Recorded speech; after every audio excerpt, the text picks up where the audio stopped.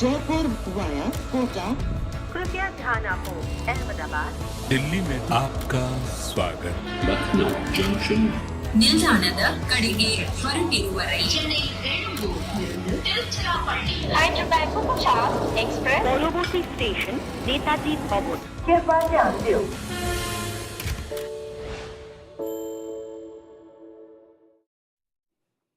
Well, it was the battle of the better chole bhature between Punjab and Delhi, and Punjab have won, even though the bhatura for Delhi was looking nice and fluffy when Warner was batting. The Punjab spinners came and punctured it, and it was completely flat. Delhi have lost the game. Punjab win by 31 runs. Welcome back to Cricbuzz Live. I'm Saiyami Kher. I have Joy Bhattacharya and Lisa Sthalekar with me. Well, we were all very hungry today, which is why it was the biryani and the chole bhature. But it was looking good when Warner was hitting it out of the park, hitting it all over the place. And then the spinners just came on and choked them. Yeah, I think probably the first 2 or 3 overs that Punjab bowled were short, and they were absolutely pasted to the boundary, as they should do. And really it was that first wicket of Phil Salt, and then just things turned on its head. And when you lose 6 for 19 in 25 deliveries, there's not too many teams that can come back from that, and that's the fall of the wickets. And you're absolutely right, the spin took effect. You know, he went for 13, I think, in the first over, and then to finish 4 for 30 just shows you he got his lengths right, and he really challenged the batters. And, you know, we know that the pitches are now starting, across the board, are starting to get a little bit tired. Spinners are starting to come in their own, and you bowl it in the right area, you're going to get the rewards.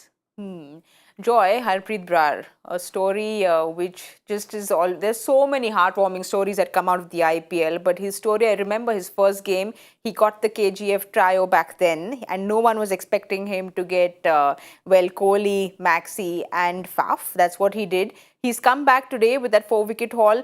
Like Lisa said, the pitches are looking tired because it's the second half of the tournament, but he was really ripping it on this pitch. Yeah, absolutely. And to go, as Lisa said, 3 fours and a single, go for 13 in his first over, and to come back the way he did. And again, even in that over, if you remember the last 2 balls, he finally managed to get it on length, and you felt that there was something there. And after that, in his remaining 3 overs, just 17 runs, 4 wickets, he ran through them. And I think he bowled beautifully because he kept the ball. That's the length that Lisa was talking about as a spinner, where if you put it on the stumps, what happens is you have to decide whether to play for the turn or play not for the turn. Either way, you're stumped, because you could be a leg by candidate, leg before candidate, you could be a bold candidate, you could be sneaking it. So, you know, you give yourself every which way a chance. And once the ball is turning and there's doubt in the batsman's mind, I think he took full advantage of it. And as a left-arm spinner, I think he bowled beautifully today. It's rarely that I've seen Aksar out-bowled by another left-arm spinner on the same day. Well, today you have to say it's that. We'll have a look at the bowling card quickly, because there was Harpreet Brar, there was also Rahul Chahar, who got 2 wickets, and 2 wickets for Nathan Ellis as well. So all in all, a happy Punjab unit with looking at that bowling card. Yeah, really happy. The players that you wanted to do well did. Probably still the question mark around Sam Curran and Arshdeep still aren't quite getting it right. But if your spinners are going to be able to do that, and Nathan Ellis, who, like we said at the start, the specialist death bowler, is able to not go for many runs and pick up wickets, then you're going to win, you know, the back end of these games more often than not. Okay, Joy, now it's going to be all yours to explain the points table to me, because Delhi is eliminated for sure. We can put an E next to them, but Punjab is again taking their dream forward to go to the playoffs. Exactly. And so if you look at Punjab, their situation is they've got 2 games left. I think they've got 1 game against Delhi, which is the return match at Dharamshala. Both their matches at Dharamshala, and then the last one is against the Rajasthan Royals, and that is at Dharamshala as well. So all they need to do is win, and they are in a very similar situation to Rajasthan. Neither will make it on 14. So both realize that they have to win both. So if Punjab stumble against Delhi tomorrow, in the next match, then they're in trouble in any case. It's Rajasthan's to win. But if Punjab win, then it comes down to that last match if Rajasthan has also won their 13th match.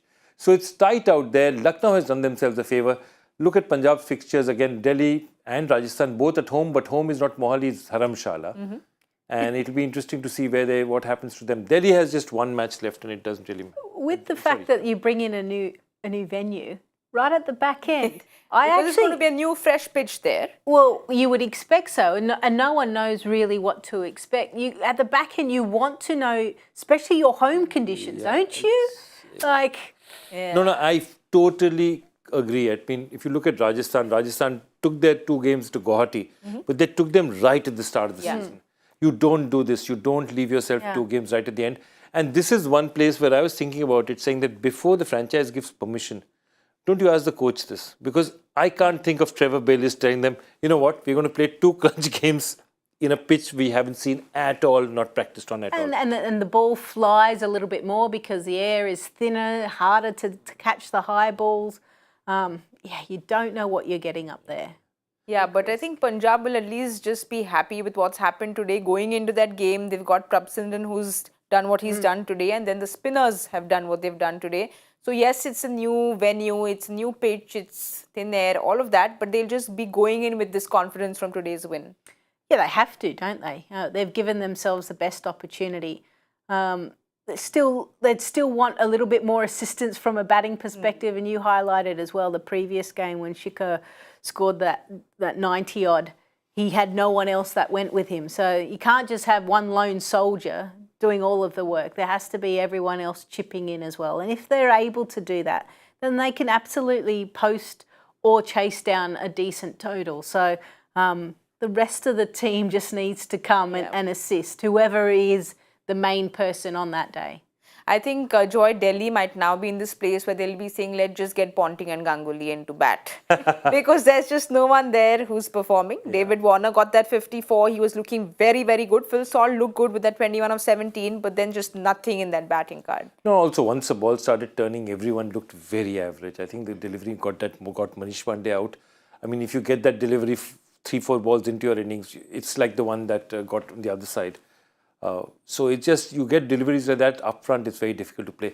But here's a couple of things I want to think about. One is that, yes, what Delhi might do actually is not Ganguly and Ponting, but perhaps they might turn around and say, now that it's 4 and 8, let's try a few of the kids. Let's give the kids a chance. Let's see what they can do, because it's really unfair to keep them sitting out right now. And I think that is one thing that you might see from Delhi, though they've already tried 22 players. They might just go back and say, okay, Prithvi Shaw, before next season, let's see you get into a little bit of form. This is Dharamshala, new surface, no pressure, go and do it. So just those 3 who have not played probably should get a game in, because 22 have been played already. No, so I think they'd want to play in Sarfraz and Prithvi just to see if there's any good for next year. The other thing I would definitely say is, I would ask the question is that if they knew that the ball would turn so much, why didn't they bat first? They won the toss. Now, if they knew the ball would turn, and obviously they did know the ball would turn a bit because, they bought in Axar early, then why didn't they bat first? Because wouldn't that what you would have done? Unless they thought Dew would come in. But I feel like Dew hasn't really been an issue at all for the last, week or so, has it? So, so maybe there's things that they're working on. It's hard to say, from this far away and not speaking to the coaching staff. But a good opportunity. So whilst Delhi are out, there's still a huge upside for them potentially for the back end of this tournament, but then to set themselves up for the next tournament. So not everything is lost. Well, we all can see the negatives glaring at us this season with Delhi, but we have to find the positives because we are a positive show, we are positive people. So if you take some positives out of Delhi's season this year, what's it going to be? Look, I'd say 2 things. I'd say Ishant Sharma, again, just getting him back, the kind of way he's bowled, veteran presence, done really well for them.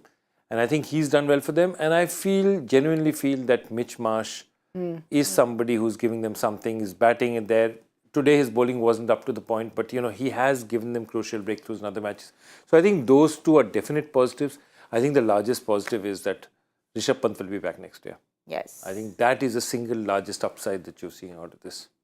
Do you see Warner coming back as captain next year, Lisa? I guess it depends how well Rishabh recovers. And where he's at in his recovery and how much cricket he's played. because I'd hate to think, he's played only a handful of games and then gets given the captaincy. You want this guy, given the amount of trauma he's been under and the recovery that he's had to go through. I know some people will say his mind and everything will be even stronger because of this experience. But just ease him into the IPL. It is the biggest show on earth, right? Yeah. So just be a bit kind to him. But I have no doubt at some point, if he wants to captain, he will absolutely captain again. All right, then, there are positives for Delhi to look forward to next year because it's the end of the journey for them in this season. We have to talk about the other game because there was an exciting game that we saw in the afternoon because Hyderabad took on Lucknow and Lucknow won by 7 wickets. So in our food fest today, the Lucknowi biryani has won and there was Prerak who got 64, Puran 44, Stoinis 40 and of course Krunal Pandya got the 2 wickets outside of Lucknow. So good day for Lucknow today, Joy. Good day for Lucknow and again, batting Prerak at number 3 and I was just wondering about why they batted him there.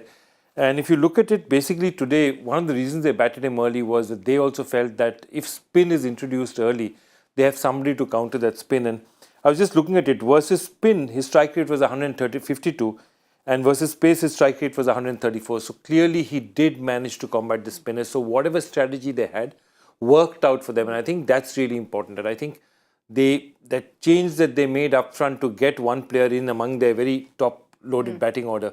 And then the other thing that we spoke about today at length, that Puran at a point where he doesn't need to think.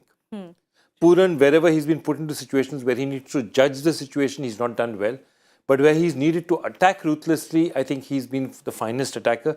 I know that Prerak played well and got the man of the match, but I would have given it 44 in 13 is, it's a match with strike rate of 338. I think we were in agreement of. Yeah, I mean, Lisa, I don't think you were around when we have coined this new white cap. Were you around? Oh, the impact player. Yeah, the impact player. Yes, we've been all calling for an impact cap. So that's our impact cap. We've called it the white cap. So of course, Puran and Hetty is of course there is Rinku who's topping it, but it's good to see Puran coming back in that point. Yeah, I mean, what he was able to do to come out first ball, Abhishek Sharma's over, which was probably the 16th over where you question mark why he was bowling that. Marcus Stoinis went big, got out in the end, but to know that this is the over, we have to actually capitalise.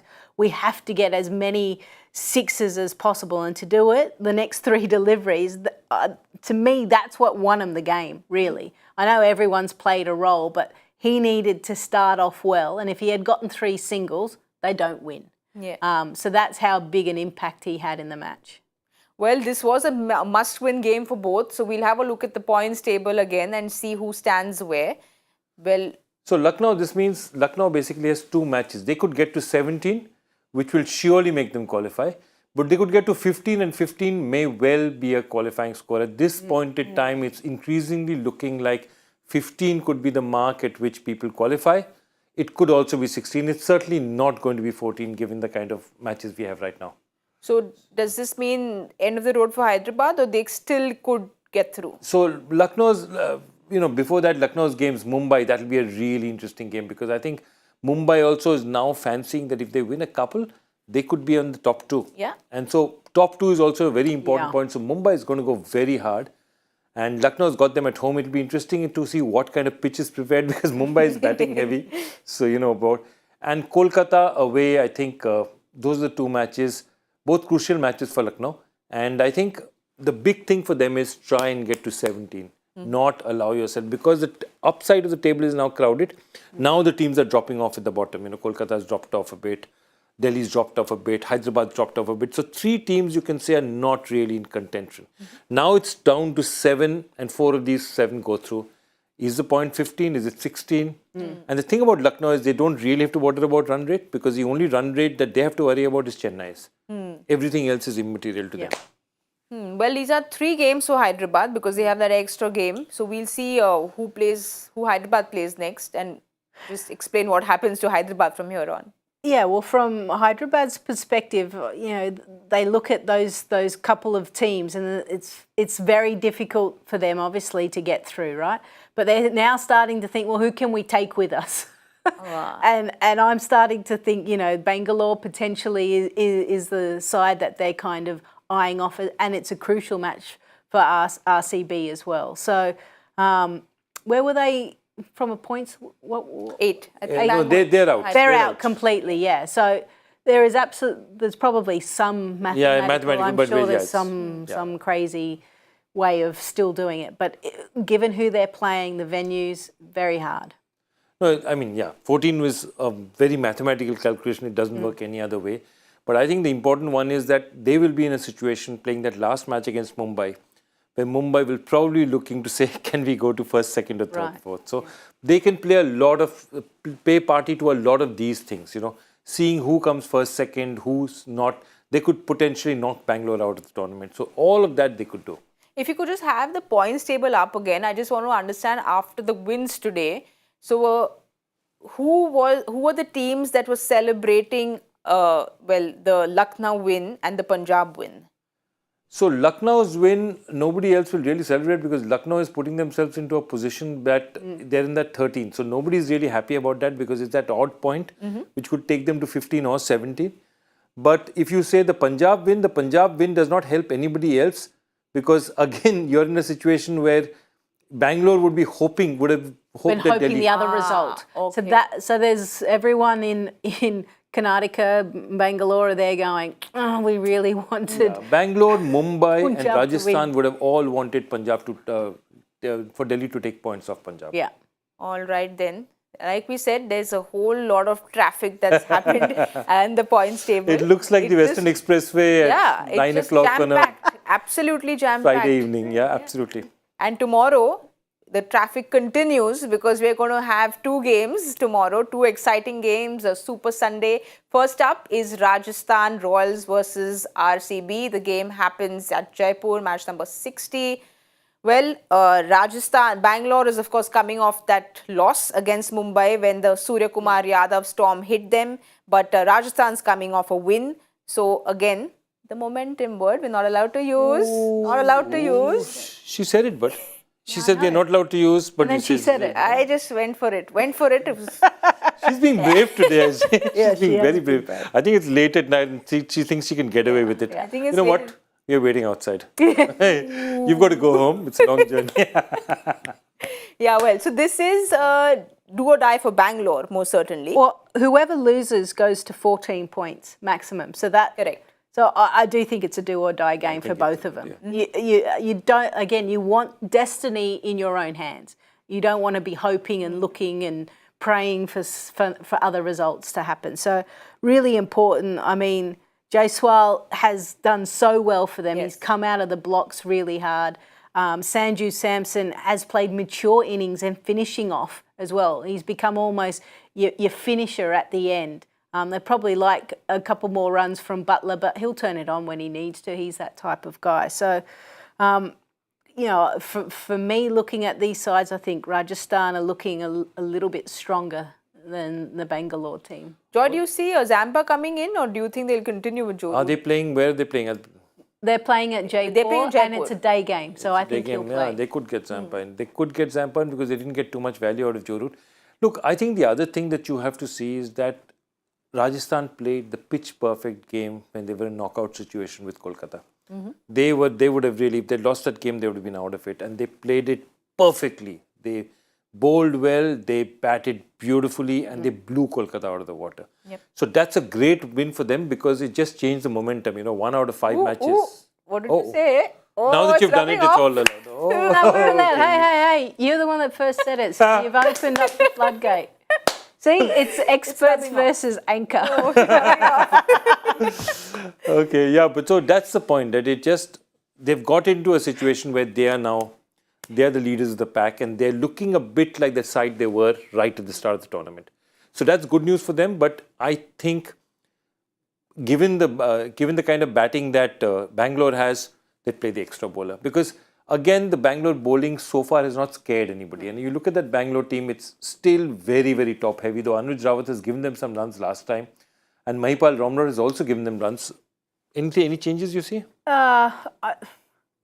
I don't really, because I mean Hazelwood's only just come back, right? So he'll be his third game maybe that he's playing. So, you know, if he can find the form that he had last year, they'll absolutely take that. But Lisa, you think even Hasaranga has underperformed because he's somebody they were really pinning their hopes on? yeah, he's probably gone for a lot more runs than what they would expect. And to be honest, I think Maxwell could, if it's a day game and it's starting to turn, I'd like to probably see him have a bit more of a role to play with the ball.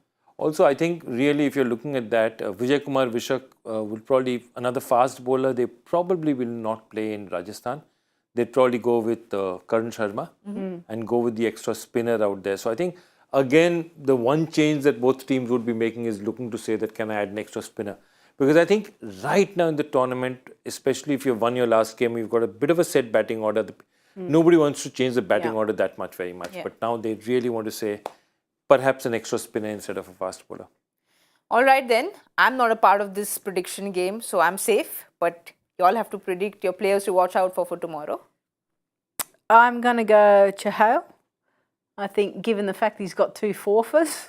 And he's playing against his own team. Correct. Yes. I think he'll have a good day. And then probably Faf. Yeah, I mean, for me, Maxwell is key because of what he's going to do. He's going to have to bowl tomorrow. It's an important game for him to bowl. And he needs to bat. He's a great player. He plays spin very well. And so it's important for him to perform at one end. On the other end, I just can't look at this point in time. I feel that, once again, I would have gone for Chahal had there been no other choice. But I think if they have to progress further in the tournament, I think Jos Buttler has to come to the party tomorrow. I mean, they've done it without him in 3-4 games. I think it's time he comes. Yeah, well, the student has been doing much better than the teacher. So I think the teacher will want to come and show the student how it's done. Yeah. We'll wait and watch. But there's another game tomorrow, which is going to be very exciting because Chennai take on Kolkata. This is match number 66 at the Chepauk. 61 at the Chepauk. Just fast forward a few games.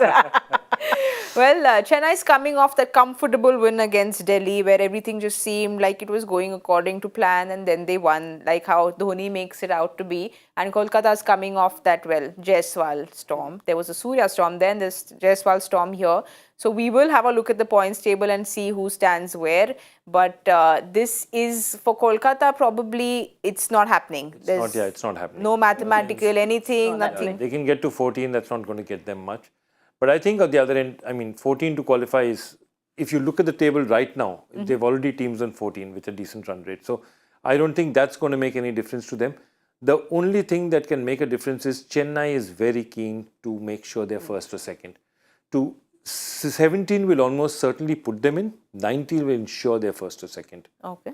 So I think 18, 19 are the points at which you're sure that you're not going to be first or second. So I think what Chennai will say, so it's good for them because they have something coming into this party. They have really important, it's important for them to, and they don't want to wait for the last match. They want to be 17 and say, okay, we're in. We're probably first or second on 17 itself. But hey, we could get to 19 and not bother about it at all. This is the best part. When we preview a Chennai game, we don't have to worry about the squad because it's going to be the same squad. It's going to be no change at all. Lisa, I have to ask you this question. Is there going to be any change in the Chennai squad? No. Why would you change a winning formula? They stick to their main 12 now. Not 11, but main 12, really. They may fiddle around depending on what they're going to do. But it's just solid. Everyone's performing well. The batters, Gaikwad, Devon Conway, all of them. And then from a bowling perspective, their 3 spinners have been just outstanding. And of course, Patirana is a diamond that Dhoni's been shining and now he's shining bright. Absolutely. Where else in the world would you have a league that, Patirana comes in and Ben Stokes is sitting out, damn fit, I'm fine. But Patirana, a kid who literally hasn't played any first-class cricket, forget about international cricket, is playing ahead of him. But that's one thing, that it's a complete meritocracy. Nobody cares what your reputation is. Right now, this is the guy who can help us win more. So, but I love having Chennai teams because then you have to talk about fringe players who will never play because, there's no point talking about the team. They're going to bring the same team up. Yeah, they'll bring the same team up. We'll have a look at Kolkata's team now because with them, you can expect some changes here, there. They've gone through a lot of chopping and changing in the top order. Finally, they've found Roy and Gurbaz doing well for them. They will want their RRR trio to fire with Rinku, Russell and Rana. And with regards to the bowlers, playing at Chepauk, Varun Chakravarti is somebody who will be... Look, what do you think? Look, I can't see anyone else because they're already playing the extra spin and Anukul Roy. They're playing 4 spinners already. See, then that's the thing. And the rest of the bowling department really are the fast bowlers. And you can't see them having a big impact at Chepauk. So, yeah, it's not the most ideal venue for them to kind of experiment with their side. It's just their batting. It's both departments that have really let them down. And look, I think, again, they need to get something for next year. I mean, they have to wonder. They bought Shardul for a lot of money. They bought Lockie Ferguson for a lot of money. And I don't think Lockie Ferguson got the amount of chances he did. He got 1 match and then they just took him away. And I think those are the things that they'll be pondering about and wondering that. Because my feeling is that this Kolkata team, their young players have overperformed. Rinku's giving them a lot. I think Nitish Rana has given them stuff. I think Venkatesh Iyer has also scored this year. Okay? And of course, Suya. Suya Sharma has been brilliant. Varun Chakravarti has done well. So it's not that set who's let them down. It's really the fact that they haven't an opening combination. Shardul Thakur has been literally invisible in the last 5 matches. We didn't even bowl one game. Yeah. But he didn't bowl one game. The other game he bowled... like 1 over. Yeah. So I've just not understood the strategy. You pay so much money for Shardul Correct. and you don't use him at all. Like you just, he's just sitting and... And my point is that Chandrakant was already the coach by the time they asked for Lockie and Shardul. Okay, but he's playing Vaibhav Arora and Harshit Rana ahead of him. So obviously there's something there we don't understand. But I mean, I again feel the young players. I thought Harshit Rana again, young player, great future, good upside. Get rid of your international players. Your international players are a bit tired, a bit over the hill. Get new players. Give these guys some backing. Let Shreyas Iyer come back. And this is... Because of the young kids, they have a very good, nice core coming together, and there's hope for the future, definitely. Well, Chennai beat KKR at the Eden Gardens. So, well, KKR will want to beat Chennai at the Chepauk. Do you think that we can expect something that we don't usually see at the Chepauk, that's Chennai losing, which doesn't really happen?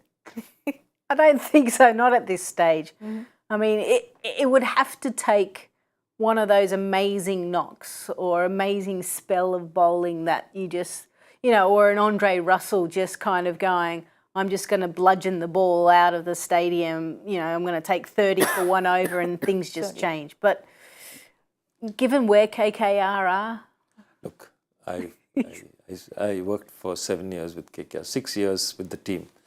And it was in my 5th year that we finally won a match in the Chepauk. It took 5 years. And it was the sweetest. This was the match. This was not the finals. We won again the finals.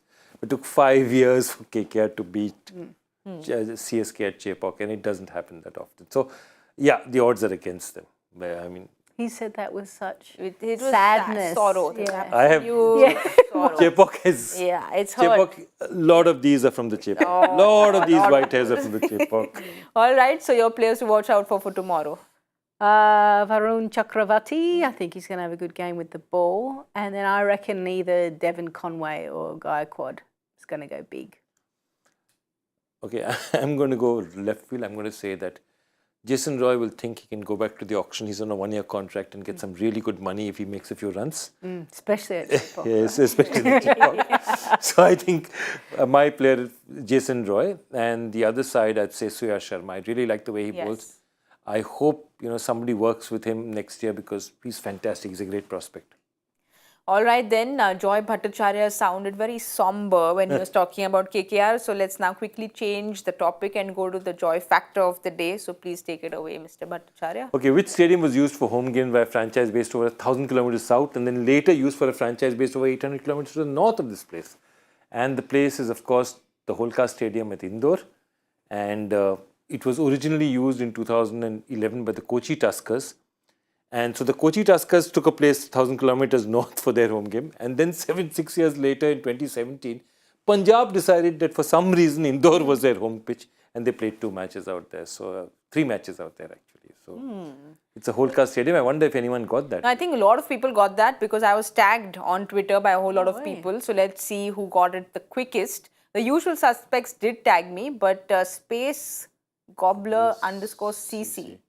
Oh, that's a new one, is it? No, it's absolutely new. I haven't seen it. Yeah. Oh, Well done, Space Cobbler. Well At done. operator CC2. Ooh, someone from space is now on Twitter.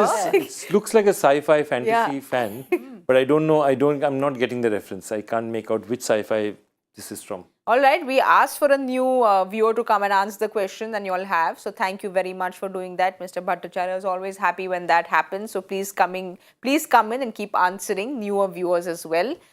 It's that time of the day when we need to say goodbye to each other because I have had a lot of fun. I've got a taste of not only sea salt ice cream, a little bit of salt from the Aussie land as well, which was fun. You thought spinners can't sledge. If you thought so. I thought you handled yourself very well. Oh, I like that. Thank you, actually, Lisa. she actually gave plenty back to us in the green room, didn't she? That's okay. She comes across this innocent, sweet person right here in front of you guys. She but came gives. swinging. Yeah, she did. I don't know what they're talking about. No idea. Just an innocent, sweet. Yeah, no idea what they're talking about.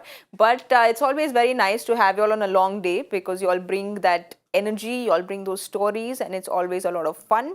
But the lesson of the day for me today is by Lisa Sthalekar. She said that your body is your temple. So I am going to listen to that lesson, wake up tomorrow at 5 a.m. and go for a big bike ride or a run because I want to be as fit as Lisa is. So I'm going to listen to your body is your temple. And I'm going to say good night to all of you all so we can quickly go to sleep and come back tomorrow for an exciting double header again. So don't forget to join us at 3 p.m. tomorrow. Good night and goodbye. Jaipur via Kota. कृपया ध्यान आपको अहमदाबाद दिल्ली में आपका स्वागत Lucknow Junction. ನಿಲ್ದಾಣದ ಕಡೆಗೆ ಹೊರಟಿರುವ ರೈಲು